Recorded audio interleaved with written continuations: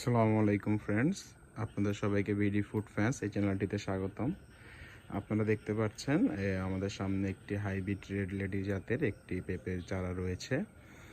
তো পেঁপে গাছ ছোট অবস্থায় কিভাবে আপনি পেঁপে গাছে ফল ধরাবেন সেটার একটা টেকনিক আমরা আপনাদের মাঝে তুলে ধরবো আজকে। প্রথমে গাছের যে শাখাগুলো বের হয়েছে নিচের দিকে, সেই শাখাগুলো একটি ধারালো ছুরির সাহায্যে এভাবে কেটে নেবেন। আমরা কেটে নিচ্ছি অলরেডি।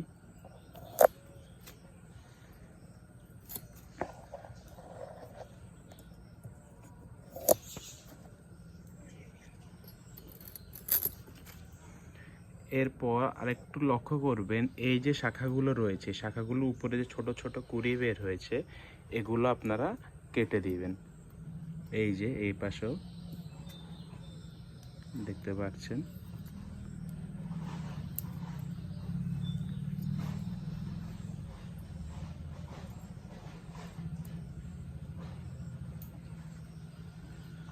তো যখনই আপনি নিচের দিকে ডালগুলো পরিষ্কার করে দিবেন বা কেটে দিবেন, তখনই আপনি দেখতে পারবেন ঠিক কিছুদিনের মধ্যে গাছ থেকে ফুল এবং ফল উভয় বের হবে। তো ফ্রেন্ডস, আপনাদের যদি এই ভিডিওটি ভালো লেগে থাকে তাহলে অবশ্যই ভিডিওতে লাইক, কমেন্ট এবং চ্যানেলটি সাবস্ক্রাইব করে পাশে থাকবেন। ধন্যবাদ।